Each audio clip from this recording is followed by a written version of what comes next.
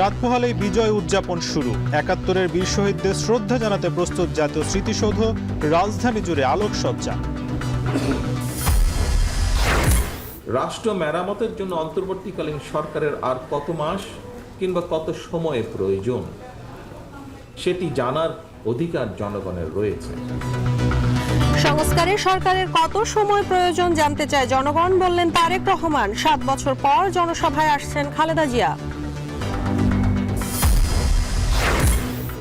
বেতন বাড়ছে সরকারি কর্মকর্তা কর্মচারীদের। মহার্ঘ ভাতার হার নির্ধারণে কমিটি গঠন, পাবেন পেনশনভোগীরাও। এবং বাংলাদেশি পণ্য নিতে আগ্রহ পূর্ব তিমুরের ব্যবসায়ীদের, বিনিয়োগের আহ্বান প্রেসিডেন্ট রামোস হর্তার।